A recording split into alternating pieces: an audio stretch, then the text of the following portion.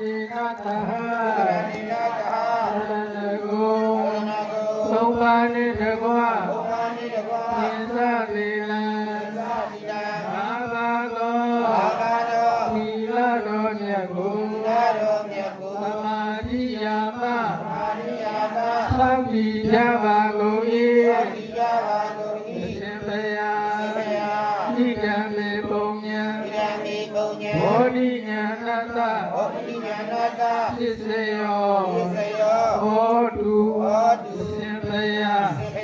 တတိတော်တို့ဖြင့်ယနေ့ယခုသောက်တည်ရသောသီလကုသိုလ်ကံစေတနာဖြင့်ဘောဓိညာဏသစ္စာလေးပါးတရားကိုပိုင်ခြားတင်သိမြင်နိုင်သောဘောဓိညာ၏ပစ္စယောအထောက်အပံ့သည်ဘောတုရှင်စစ်ဘဂဝေဖြစ်ပါစေတည်းအာပမဒေနသံပါတိသာ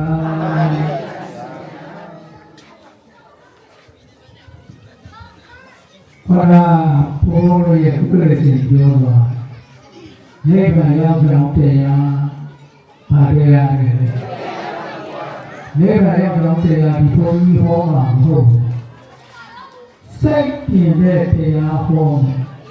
ဘာတရားလဲရေးကြည့်ဦးလားလူတိုင်းကိုယ်စိတ်ကိုပြင်ကြရေးကြည့်ဦးလား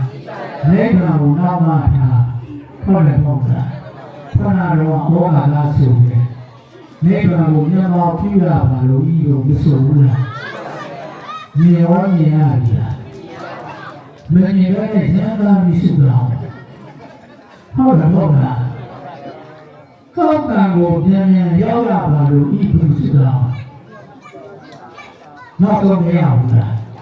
ကောင်းကံကိုမြင်ရောမြင်ရဘူးလားဘုရားတော်ဟောဒီတေ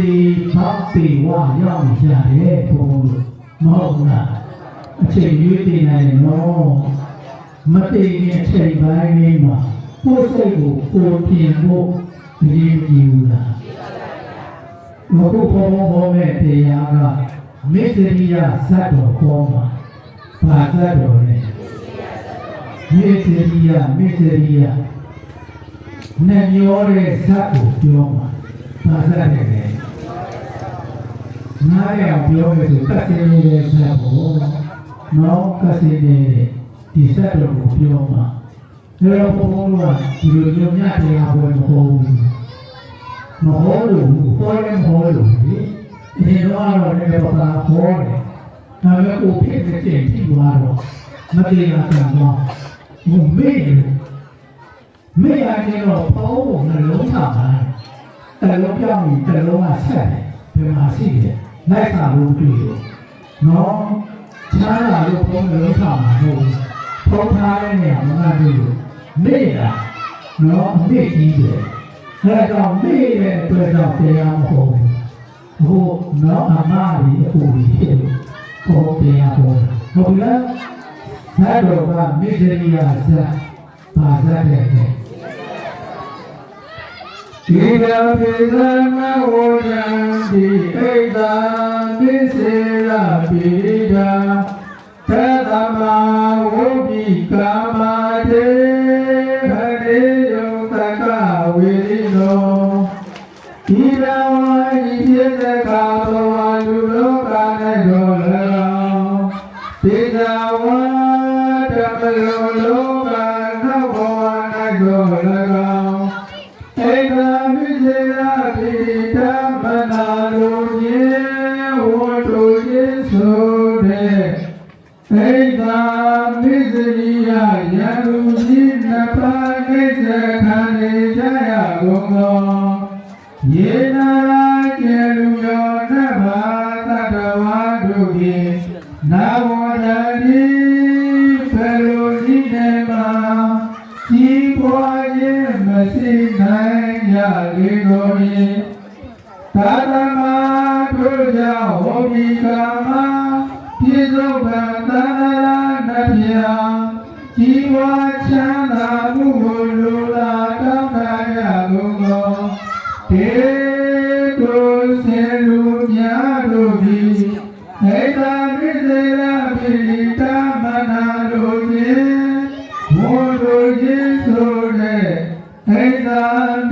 ရိယယံလူကြီးနတ်ပါကိုဟာလေယောအကျဉ်အကျံမရှိအောင်ပေစင်လိုက်ရလေကုန်ရာတည်း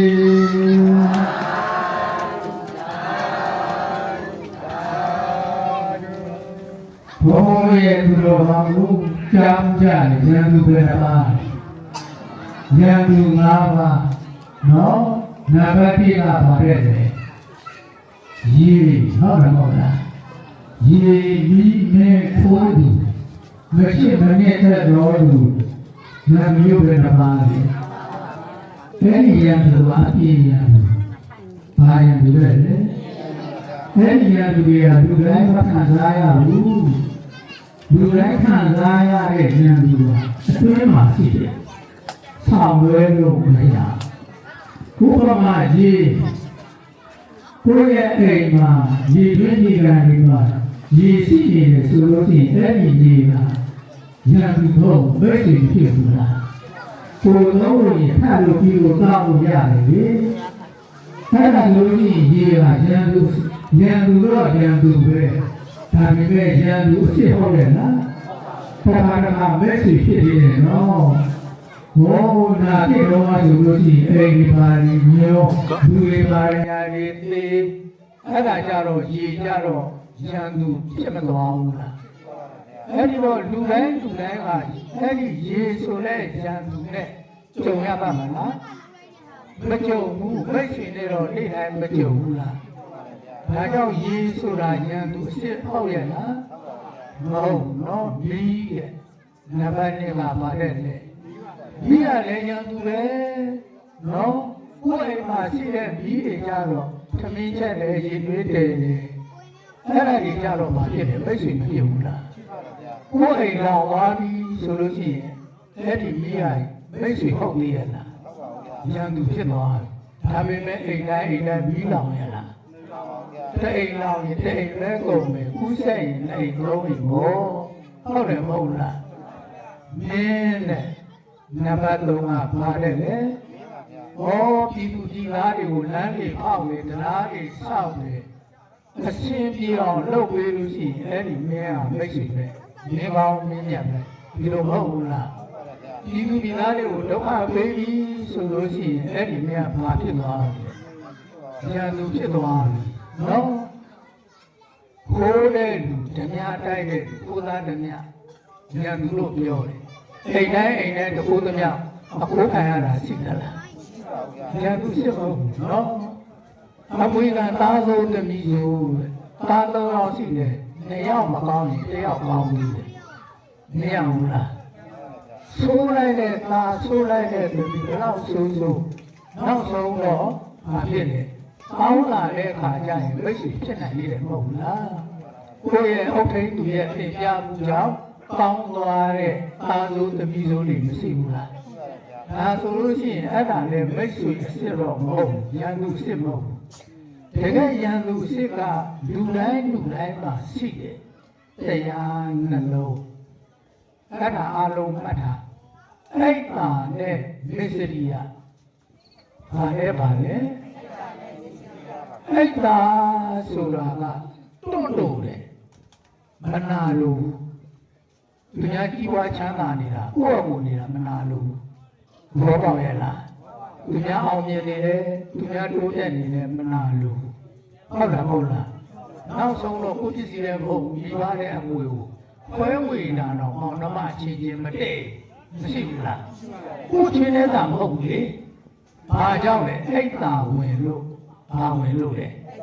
နောက်ဆုံးတရားကြည့်လို့မရဘူးစကားမပြောမခေါ်ကြဘူးမရှိဘူးလားအိတ်သာဝင်ရဲ့အဲ့ဒီအိတ်သာအဝင်ခံတဲ့လူတွေရဲ့နှလုံးသားမှာကိုယ်တော့မရဘူးလားကိုယ်မကြည်နှံ့တဲ့လူတွေတွေ့လို့ရှိရင်မန္တာကြည်တယ်ဗောစိတ်ထဲမှာခံတာပဲမလားအဲ့ဒီလိုနဲ့မရက်ဘူးဒီလိုကြတော့မရက်ဘူးဘာကြောင့်လဲအိတ်သာဝင်အဲ့ဒီအိတ်သာထဲမှာမစ္စရိယကပ်ပါလာတယ်မစ္စရိယကနှမျောတာဘုံတေချာရှင်းပြနေတာနောက်ဆက် ဆက်လေဝါဘုံတရားလေဝါမယ်မပြန်ရဘဲနဲ့နေပါနော်အဲ့ဒီတော့အိတ်တာနဲ့ပစ္စည်းကတိုက်ရပါတယ်နော်ပစ္စည်းကသူ့ဘာသူနေနေတယ်အိတ်တာကဆွပြီးနေတယ်ဥပမာဦးဇင်းတို့တရားမနေသိကြတယ်လောဘနဲ့ပါတယ်လေဒေါ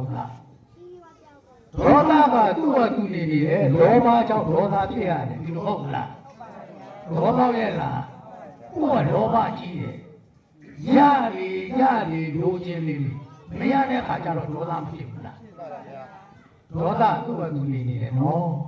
လောဘကြောင့်ဘာဖြစ်လဲဒေါသဖြစ်တယ်ဒီမှာလည်းမစ္စရိယသူ့ဘာသူနေနေတယ်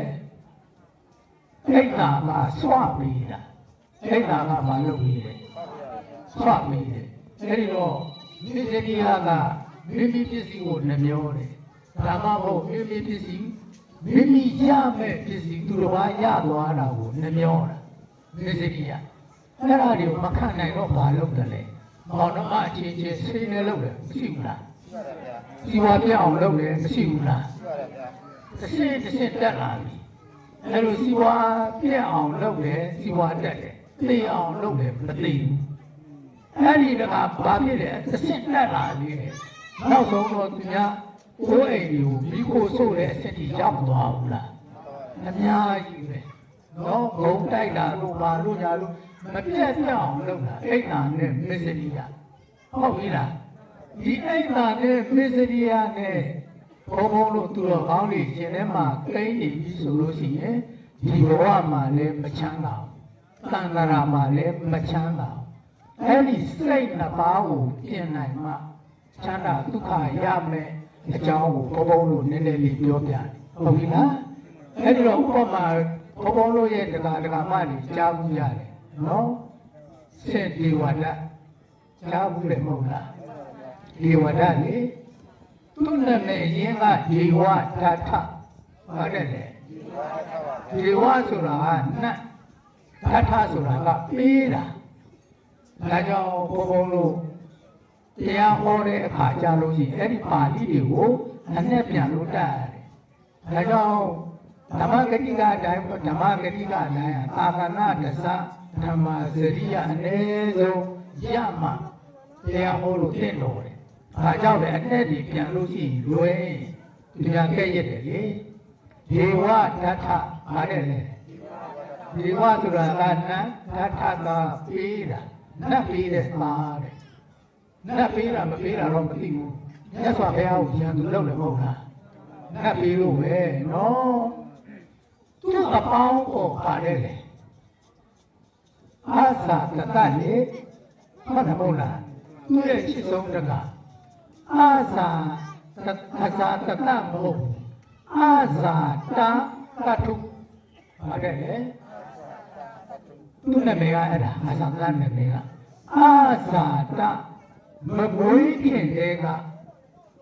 တထုအဖေရဲ့ရန်သူတဲ့ဒိဗေကမမွေးခင်ကလေးကဒီကလေးအဖေရန်သူနောက်ဆုံးတော့ဖေကိုမတတ်ဘူးလားဖေကိုရန်သူလို့တတ်တယ်အစတတကသူ့ဘာသူနေနေတာဒီဝဒကဆွာဘယ်သူကဆွာလဲဒီဝဒတခြားမဟုတ်မြတ်စွာဘုရားရဲ့ရောက်ဖတော်တယ်မင်းသား6ယောက်ယဟန်ပြုတယ်5ယောက်ကယဟန္တာဖြစ်တယ်ဒီဝဒက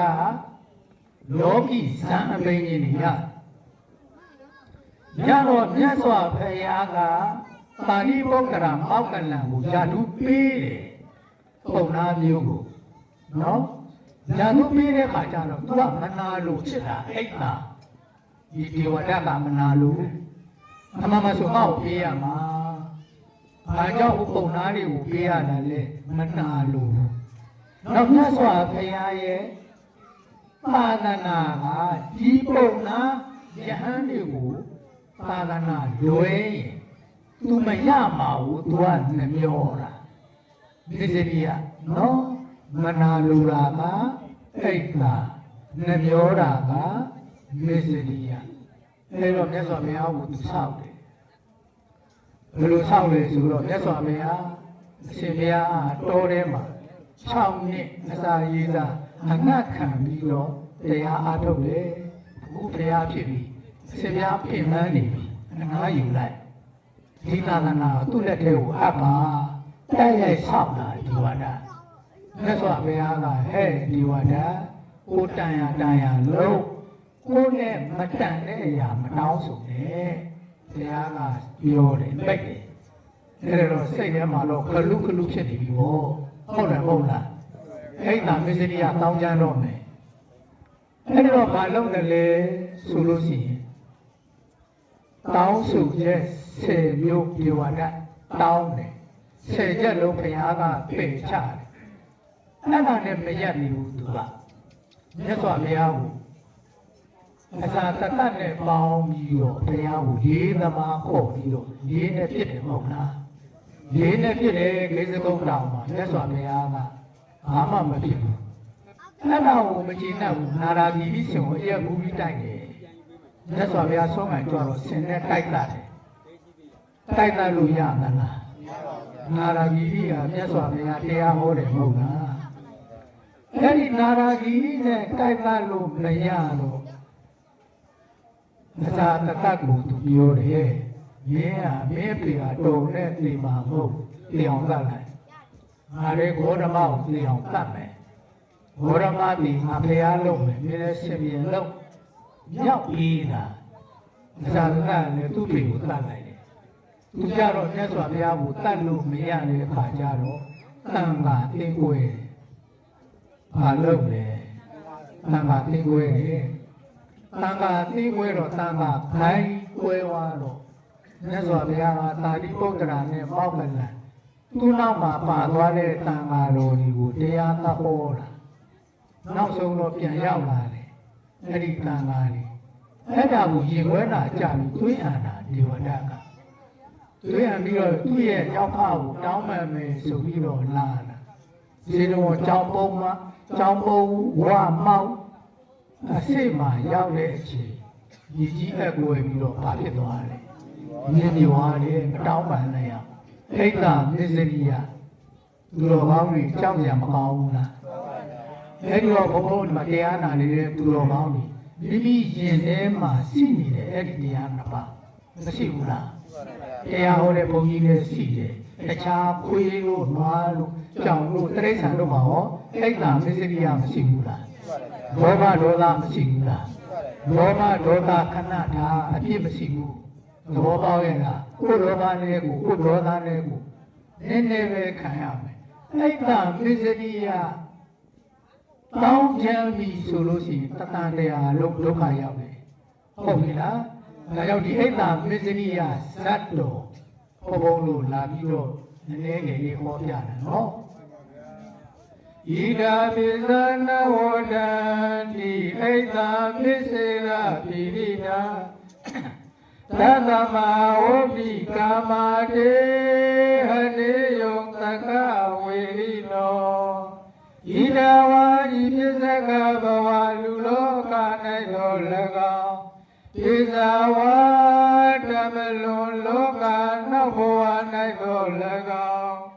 ဣဒ္ဓပစ္စေရပိရိကမနာလိုခြင်းဝတ္တုခြင်းဆိုတဲ့ဣဒ္ဓပစ္စရိယယံလူကြီးနှစ်ပါးနှိမ့်ဆက်ခံနေကြရကုန်သောယေနာရာခြင်းလူရောနှစ်ပါးသတ္တဝါတို့သည်နာဝတန်ဤဖေလိုနိနေမှာကြီးပွားခြင်းမရှိနိုင်ကြလေကုန်၏သာသမဝုပိကာမတေအနေယုံတကဝေရိနောသာသမတို့ကြောင့်ဝုပိကာမပြစ္ဆုတ်ကံသန္တရာနဗျာကြီးပွားကြောင့်ဖြစ်သောဧထိုအိတ္တပိသရိယယံလူကြီးနှစ်ပါးကိုအနေယောအကျွင်းအကြံမရှိအောင်ပယ်စင်လိုက်ကြလေကုန်ရာတည်း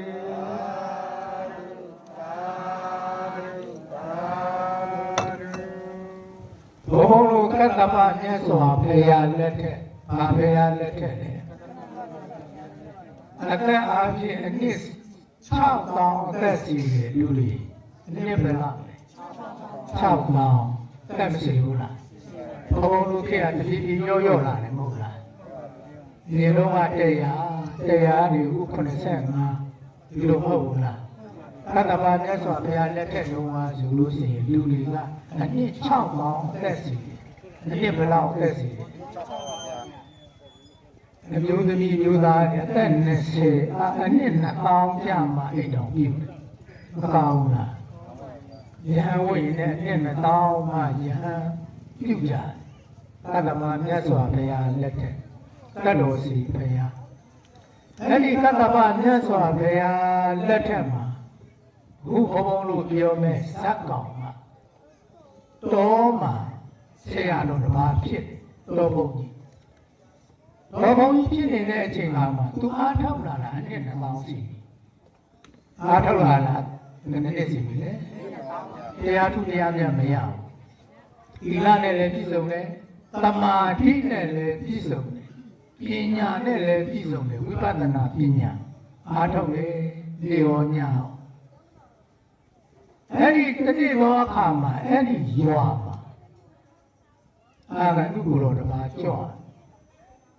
ရွာလေးဖြတ်တော့ရွာလူကြီးကျောင်းတကာကြီးကမြင်တဲ့ခါကျတော့ကြည်ညိုလိုက်တာနှစ်ထပ်သင်္ကန်းဒုဘုံသင်္ကန်းပကုံးတင်တပိတ်ကိုတွေ့ပြီးတော့ရက်တောင်လေးနဲ့တလန်းချင်းကြွလာတယ်မထင်ရကြီးကြည်ညိုတယ်ကျောင်းတကာကြီးက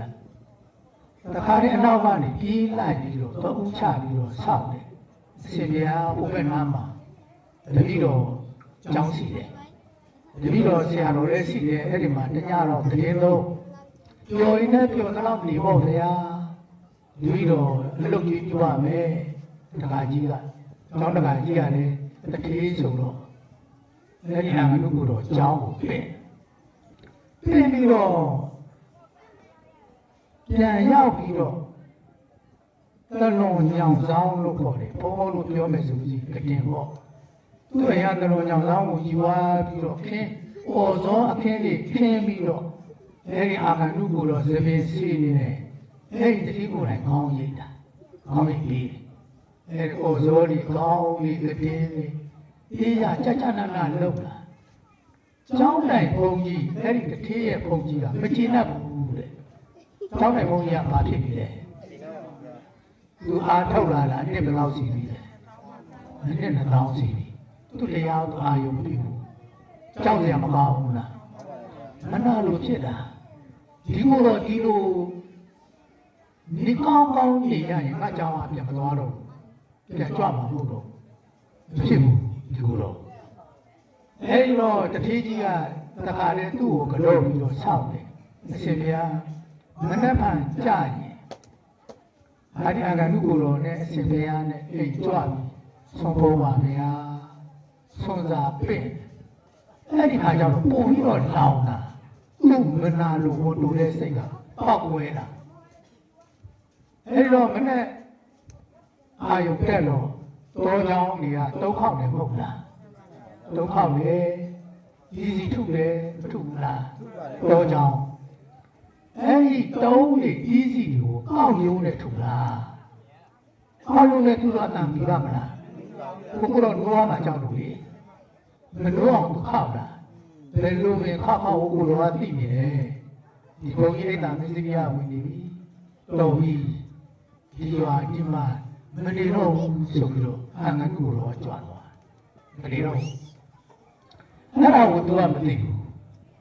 ကောင်းကောင်းသူတကားအိမ်ကိုသွားပြီးတော့သူတကားကမေးတယ်အရှင်ဘုရားအာငါတို့လည်းမပါလာပါလားပြီးတော့ပြင်ချပြလိုက်တယ်လေဟာ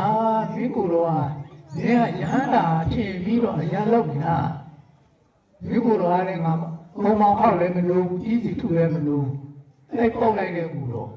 နေရအကြီးကျယ်ခွင့်ရေးကြီးခွင့်တယ်လောက်လိုက်တာသူကနော်ဟာဒါဆိုရှင်ဘုရားကိုပဲကတ်မယ်ဆိုဆုံးကတ်ဆုံးပုံပြီးတော့အဲ့ဒီဘုန်းကြီးရဲ့တပိတ်ထဲမှာအာဂနုကိုတော့ဖုံးဖို့နော်သမင်းနေခင်းနေထည့်ပြီးလိုက်တယ်အရှင်ဘုရားဟိုရောက်အာဂနုကိုတော့ ကပ်မိလိုက်ပါဗျာတပိတ်လေးထည့်စဉ်းစားကြည့်လေသူမကြည့်တဲ့ပုံသူတပိတ်နဲ့သူကြွေးရမယ်ဆိုတော့ပုံပြီးတော့လောင်တာဗောမလောင်ဘူးလားစဉ်းစားကြည့်နော်အဲ့ဒီတပိတ်ကိုယူလာပြီးတော့ကြောင်းမရောက်ဘူးအပိုက်ကုန်တစ်ခုပြာပဲကြံတယ်အပိုက်တွေတော့ပြီးလောင်ကုန်သွားအဲ့ဒီပြာတွေကိုရက်ရက်ပြီးတော့အဲ့ဒီသမင်းတွေအကုန်လုံးတော့ပြက်တာကြောက်ရမကောင်းဘူးလားမြေစကြီးဟာနော်အဲ့ဒီပြာပုံလေးနဲ့ဖုံးပြီးတော့ကြောင်းပြန်သွားကြောင်းရောက်တော့ခုတော့ရှိသေးရဲ့လားပြန်ကြွသွားအဲ့ဒီလိုနောက်ထပ်အနှစ်2000ပြာတော့ဘယ်လောက်အားထုတ်ပြန်လဲ2000ထပ်ပြီးတော့အားထုတ်ဘာတရားသူမှရမသွားအဲ့ဒီကျောင်းတိုင်ဘုန်းကြီးပြန်တော်မူတော့အဝင်ကြီးရောက်တယ်ဘယ်ရောက်လဲဣတ္တမစ္စရိယကြောက်ဖို့မကောင်းဘူးလားသူတော်ကောင်းလေဣတ္တမစ္စရိယသူများကိုမနာလိုတဲ့စိတ်ရှိနေပြီးဝင်နေပြီးတော့ချက်ချင်းထဲဟုတ်ပြီလားစိတ်ဆက်ပြီးတော့မတိုးနဲ့တော့နော်ကိုပေါက်တဲ့ကအလုံးကြီးပေါက်တဲ့ကအကျိုးပေးတော့မယ်နော်ဒီမှာကျောင်းတိုင်ဘုန်းကြီးဒုက္ခရောက်ပြီဘယ်ရောက်သွားပြီလဲအဝိဇ္ဇရောက်သွားတယ်အဝိဇ္ဇမှာဘဝပါများစွာအဝိဇ္ဇငရဲမှာခံတယ်အဝိဇ္ဇကတက်ပြီဘလူဘဝရောက်ဘယ်ဘဝရောက်လဲဘလူဘဝဖြစ်တယ်ဘလူဖြစ်တယ်ဘလူကဘဝ900ဖြစ်တယ်ဘယ်ဘဝဖြစ်တယ်နေနေတော့မဟုတ်ဘူးနော်ဘလူဘဝ900လုံး490ဘဝအငတ်ဘလူငတ်ရဲမဆက်ဘူးမှာစဉ်းစားကြည့်နော်အိဋ္ဌာမစ္စရိယနောက်ဆုံးကုန်တဲ့ဘဝကြမှာဆုံးခံဒီမှာတဏှတ်ပဲဘဝသားဘာဟုစားလဲဆိုတော့ကိုယ်ဝန်ဆောင်အမျိုးသမီးတယောက်ကိုယ်ဝန်ပြက်သွားတယ်ကိုယ်ဝန်ပြက်ပြီးတော့သွားပြစ်ပြီးတော့အမိုက်ပုံလေးမှာပုံလာတယ်ရုပ်လာတယ်ပေါ့အဲ့ဒီဘလူကအဲ့ဒါကိုရက်ပြီးတော့ဝဝလင်းလင်းစားနေရတယ်ကြောက်ရမကောင်းဘူးလားသူများလူရဲ့ဆုံးကိုဘယ်မှာတစ်ဖွက်လာတယ်ပြာဖို့ဖွက်တယ်အခုသူဝဝလိုက်စားမယ်အလွန်ညဉ့်ညမ်းတဲ့နော်ကိုယ်အညစ်အကြေးကိုသူများအမိုက်ပုံနဲ့ပြန်ဖုံးလာတယ်ရက်ပြီးတော့စားတယ်ဝဝလင်းလင်းစားပြီးတော့ဘလူဘဝ900ပြီးသွားဘလူဘဝ900ပြီးတော့ခွေးဘဝ900ခွေးဘဝဘယ်လောက်လဲ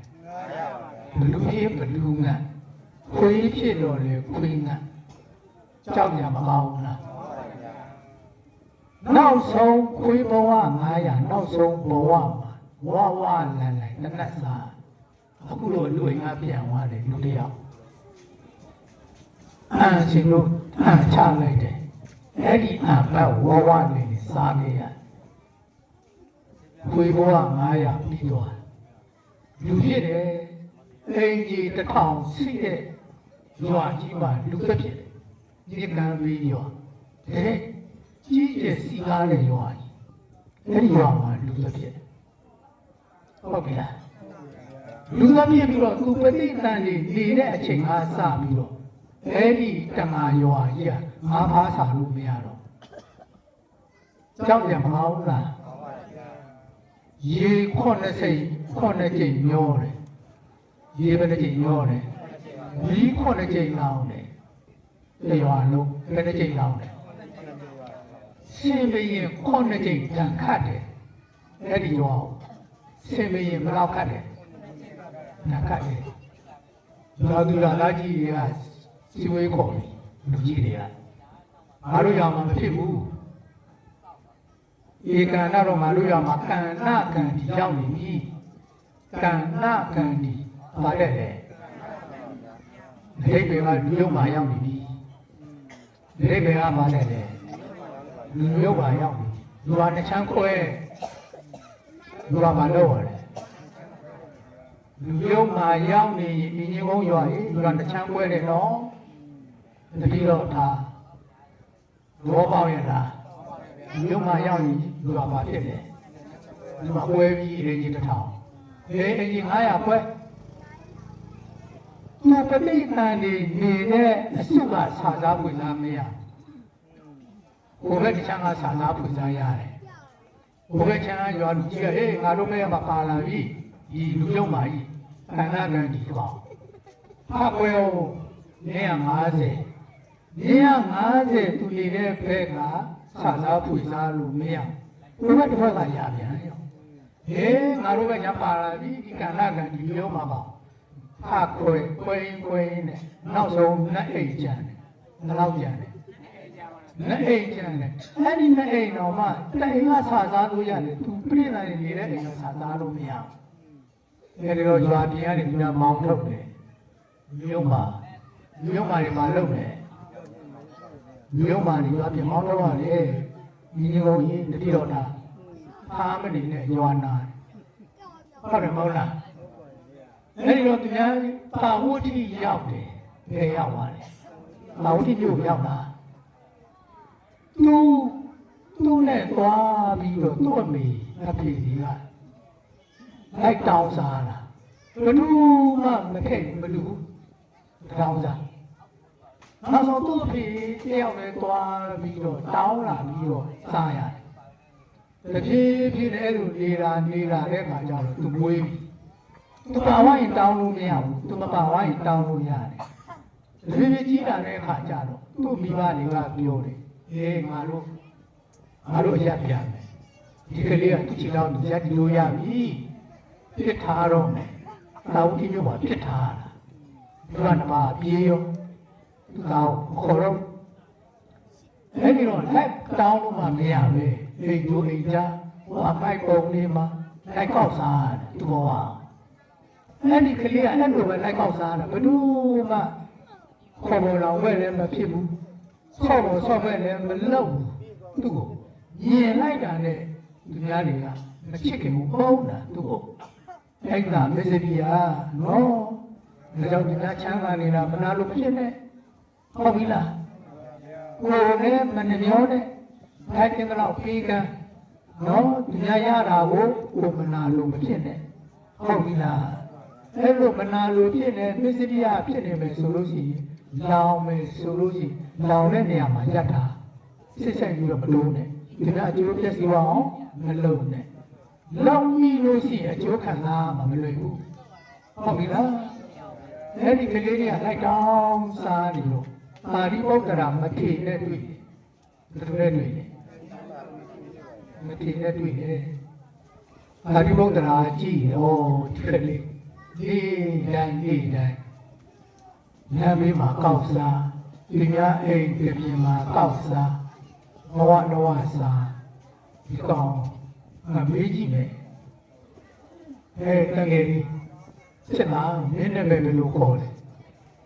ငါလာပါတပည့်တော်နာမည်ကကန္နာကန္ဒီပါလေဟာနာမည်ကဘာလဲလဲကန္နာကန္ဒီဆိုတော့ဒီရောက်မှာကောင်ဒီနာမည်မကောင်းဘူးဒီတော့နာမည်ပြောင်းတယ်ဘာပြောင်းလဲနာမည်ပြောင်းတယ်တာတိပုဒ္ဒရာကနော်လောကရာတိတ်ကဘာလဲလဲလောကကြီးထမ်းမြဲရည်ကျင်တဲ့ကလေးပြောင်းထက်မြဲပြောင်းတိတ်ကလို့နာမည်ပြီးလောကရာတိတ်ကငါတို့လိုဘိုးကြီးဦးလားသင်္ကန်းကိုပြရတယ်ရှင်မယားဘသူတပည့်တော်ဘသူကသင်္ကန်းဝတ်ပြီးမလဲဘိုးကြီးလားဗောဝတ်ပြီးမလိုက်တဲ့ပါဠိပုဒ္ဒရာမေတ္တာကြီးပါတယ်ကိုယ်တိုင်ကောင်းရိပ်တယ်ကိုယ်တိုင်သင်္ကန်းစီးတယ်ကိုယ်တိုင်ကမ္မထမ်းပေးတယ်တရားတော်3ရက်မြောက်တဲ့နေ့မှာယဟန္တာဖြစ်တယ်3ရက်မြောက်တဲ့နေ့မှာဘာဖြစ်လဲယဟန္တာဖြစ်သွားတယ်ဘာကြောင့်မြန်ဆန်ယဟန္တာဖြစ်ရတာလဲအရင်ဘဝကနှစ်ပေါင်း4000သီလသမာဓိပညာအားထုတ်လာခဲ့လို့ဟုတ်ပြီလားစဉ်းစားကြည့်သူအားထုတ်တဲ့သူ့ရဲ့သီလသမာဓိပညာအဲ့ဒါမေဇိယကြောင့်သူ့ကိုကယ်နိုင်လေရလားမကယ်နိုင်ဘူးကြောက်ဖို့ကောင်းတယ်နော်သူတော်ကောင်းတွေဆောင်ကြဟုတ်ပြီလားအဲ့တော့တာတိပုဒ္ဒရာနဲ့ဆုံးမကြွတယ်တာ ပါဠိဗုဒ္ဓရာမှာဆောင်းငတ်တယ်ဒီမလောင်တရေလည်းမဟုတ်နေရက်လည်းမဟုတ်သုံးရက်မြောက်တဲ့နေ့ကြာရောအချင်းကျောင်းမှာစောင့်နေတယ်မြို့မှာဆောင်းငတ်ကျွေးပါမယ်မိဘရင်မှာငါပါဆောင်းငတ်တယ်ပါဠိဗုဒ္ဓရာဆောင်းငတ်ကြွားရတဲ့ဆောင်းပါဠိဗုဒ္ဓရာဖုံးတယ်တဝက်ကိုသူ့တပိတ်နဲ့ထည့်လိုက်တာဆိုတဲ့မင်းဆိုရင်သူ့တပိတ်နဲ့ဆောင်းရောက်သွားတော့အလိုပြောက်သွားကြောက်ကြမအောင်ဘူးလားအိတ်တာမစ္စရိယာနော်ဒါတော့ပါဠိဗုဒ္ဓရာလည်းစိတ်ညစ်နေပြီဘောဝနေနဲ့တခါမှလည်းမစားရတတိဘောအခါမှာတတိတယောက်ကတန်ခါကုန်ဆွမ်းစာပြည့်ပါဠိဗုဒ္ဓရာကြွားသွားတယ်တန်ခါအများကြီးဘိုးရောက်တဲ့အခါကျသူမပါလာပါဠိဗုဒ္ဓရာကပြောတယ်ဟဲ့ကျောင်းမှာကုလိုဓမ္မရှိတယ်လောကရာတိဋ္ဌမတိယဟန္တာမတိမြတ်ကြီးသဖြင့်တတိယယဟန္တာဆိုတော့အာရဝန္တာနဲ့လာပြင်တာသူထိုင်နေတာတတိမမြင်ဘူးမမြင်ဘူးမပြင်မနဲ့ပြန်သွားတယ်အရှင်ဘုရားမတွေ့ဘူးဗျာပါဠိဗုဒ္ဓရာစိတ်ကုန်သွားပြီသူတပည့်ကျော်နော်လက်ဆုံးဘုံကြီးပြန်ကြွားလာစိတ်သာလောကရာတိတ်လာမြင်အာယုဆံဘယ်လောက်ကြံတယ်အသက်ဘယ်လောက်ကြံတယ်မေးမလာပါဗျာတပည့်တော်ဒီကနေ့ည9 နာရီလောက်မှာတရိပ်နေမှာစံတော့မယ်ဗျာ9 နာရီလောက်မှာဘာဖြစ်ပြီလဲစံပြီးတော့တခါမှမစားတာနော်စဉ်းစားကြည့်ပါဠိဗုဒ္ဓရာကတနာလုံးလို့ညနေပိုင်းတပိတ်ပိုက်ပြီးတော့ဩတရနန်းတော်ကိုကြွားပြီးတော့ဆွမ်းခံရတယ်ဩတရမင်းရလည်းကပါဠိဗုဒ္ဓရာဆွမ်းခံကြွားသတုပတူလောင်းပါလောင်းတယ်သတုပတူလေးအာစီတော့တပိတ်ပြီးလောင်းထည့်ပြီးလိုက်အဲ့ဒါကိုပါဠိဗုဒ္ဓရာယူပြန်လာပြီးတော့မဆင်နောက်ဆုံးဘဝလည်းစားငါကြိုက်ထားပြီးမယ်သူကိုယ်တိုင်ကြိုက်ထားရတာလောကရာတိတ်သားကြိုက်ပျောက်သွားမှာဟုတ်ပြီလားအဲ့တော့ကိုယ်တိုင်ကြိုက်ထားပြီးတော့လောကရာတိတ်သားသတုမတူနောက်ဆုံးဘဝလည်းဖုံးပြီးတော့ပြိဋိဘံစံပါတယ်ဟုတ်ပြီလားအဲ့ဒီတော့ဘုန်းဘုန်းတို့တရားနာတဲ့သူတော်ကောင်းတွေတရားတော်တရားမကြည်နဲ့တာဒီအာဂန္ဓာဒီမထားကြနဲ့တော့ဟုတ်ပြီလားညီညီညွတ်ညွတ်နဲ့သိခံဖွင့်လို့ပြီးတော့နော်ဒီရွာဒီရက်ပျော်ပျော်ဆင်ဆင်နဲ့ခြိတက်တာကိုကြိုးစားဒါလေးကိုဘုန်းဘုန်းတို့တရားလာဟောတယ်နော်ဘုန်းဘုန်းတို့တရားဟောတာမဟုတ်ဘူးဟုတ်လားဟိုတလမန်းမှာမျက်မှန်နဲ့မူလို့လေးဘုန်းဘုန်းတို့ရဲ့စာကြဘုန်းကြီးလေးပေါ့နော်စင်မန္တလာစင်ညလင်္ကာနာသာမဏဒဇဓမ္မစရိယဘုန်းဘုန်းအများဆုံးဒုက္ခပေးတဲ့ကောင်ဒီကောင်သူကြောင့်မလဲကုန်လားနော်ကိုယ်မျိုးတော်တယ်ဆိုလို့ဟိုဒုက္ခတွေစခန်းဘက်မလို့ထိုင်းနေတာမှာနမိတ်ကျော်တဲ့ဓမ္မဂတိကမင်းဒီမှာကတိကျော်မထနိုင်ငါနဲ့လိုက်ကြဆိုတပြတ်ပေါ်လာတာနော်ကြည်ကျော်ဆရာတော်ရဲ့ဘဝမသက်တာစာချတော်တယ်တရားဟောတာတော့မသိဘူးတလားဘာမှမကြတရားဟောတာအဲ့ဒါဘုံဘုံတို့ရဲ့ဥပန်းညိုရဲ့သူမရဲ့သားတော်တယ်မျိုးမို့လို့မျိုးကောင်းဒီပန်းညိုမျိုးကောင်းမို့လို့ဟုတ်ပြီလားဒါကြောင့်မို့လို့ဒီကနေ့ဘုံဘုံတို့တရားနာတဲ့သူတော်ကောင်းတွေကိုယ်စိတ်ကိုပြင်းကိုယ်စိတ်ကိုမလုပ်ရမယ်ပြင်ကြဟုတ်ပြီလားပြစ္ဆုတ်ကံမှာပေါ့ပြစ္ဆုတ်ကံမှာလည်းလက်ရှိဘဝမှာလည်းအိတ်တာမစ္စရိယဝင်နေစိတ်ချမ်းသာပါမလားမချမ်းသာတမလို့ကြပြန်လို့လေနောက်ဘဝဆက်တိုင်းဒီအိတ်တာမစ္စရိယကြောင့်ချမ်းသာဒုက္ခရနိုင်ပါမလားဒါကြောင့်မို့လို့ဤခံကြဖွင့်လို့ကြဟုတ်ပြီလားကိုရွာမှာညီညွတ်နဲ့ဆောင်ရွက်ကြဒါဆိုရင်ရွာလည်းမကောင်းဘူးလားဘုန်းကြီးတွေလည်းကောင်းတာပေါ့ဟုတ်ပြီလားဘုန်းတို့ကကိုရွာညီညွတ်စေခြင်းလေဒီလိုမဟုတ်ဘူးလားဘုန်းတို့ကြောင်းပါလေတန်ခါနေရာကျော်ရံဖြစ်တယ်ဆိုစီမောင်းထုတ်တာသူများဖြစ်စီကိုယ်တယ်မောင်းထုတ်တယ်သွား ခံမှာမသိခံလို့သွားမောင်းထုတ်တယ်ဉာဏ်ပြည့်တာနဲ့ဒီများပစ္စည်းကိုးတာနဲ့လက်မခံဘူးချက်ချင်းမောင်းထုတ်တာဟုတ်ပြီလားအဲ့ဒီတော့အဲ့ဒါကြောင့်ဘုံဘုံလို့မကြီးညွတ်မှာကြောက်လို့ဟုတ်ပြီလားဒါကြောင့်စဉ်းစားကြည့်ဘောတန်ခါနေရာကျော်ယောက်ျားကြီးပဲတော့ဘုံဘုံလို့ထိန်းလာတာဘယ်လိုထိန်းလဲဒီများမသိဒီလိုပဲထိန်းတယ်ဟုတ်တယ်မဟုတ်လားစာချဘုန်းကြီးတွေစာတတ်ပြီးတဲ့ဘုန်းကြီးတွေလေဓမ္မစရိယအောင်တဲ့ပုဂ္ဂိုလ်တွေအတတ်ဆုံးကတော့အဲ့ဒီမန္တလာပေါ့သူကြတော့တာမဏိကျော်ဖွဲ့လေရတယ်ဓမ္မစရိယဖွဲ့လေရတယ်ဆိုတော့သူအတော်ဆုံးအကြောင်းပါအဲ့ဒါကြောင့်သူ့ကိုအရသမျှခေါ်လာတာဘုံလို့ကကို့မျိုးပဲဆိုပြီးတော့ရေးမပြီးဘူးရေးမပြီးဘူးတောင်းတာလေးပြီးလိုက်လက်ပဲဟုတ်ပြီလားဒါကြောင့်မို့လို့ဘုံလို့ဒီနေ့အစာထိုးမယ်လို့မဟုတ်ပဲနဲ့ဒါပေမဲ့ကိုအမနေဘူးလို့ဘုံလို့လည်းဟောတာဒီညတရားဝဲမဟုတ်ဘုံလို့မှလုပ်နေရှိတယ်ခုနဥပဒေစေကိုပြောတယ်မြို့နေမူအဖွဲ့ဘုံเจ้าမှာယဟန်လုံးဝကြတယ်အဲဒါကြောင့်ဘုံမရှိလို့မရဘူးဟုတ်ပြီလားတထုံမြို့နယ်အကြီးဆုံးနော်အုပ်ချုပ်ရေးပိုင်းအဲဒါကြောင့်ရောက်ပြန်မှာဟုတ်ပြီလားဘုံလို့နောက်ဆုံးပြောချင်တာကဘုံလို့ရွာသူရွာသားတွေညီညွတ်ညွတ်နဲ့အိတ်သာမေစရိယစိတ်ဝမ်းမကွယ်ဘူးဟုတ်လားဒီခံခွင့်လို့ပြီးတော့နေကြပါလို့ဘုံတိုက်တွန်းရင်းနဲ့ဒီကုန်းချုပ်ပါလေအားလုံးသာဓုခေါ်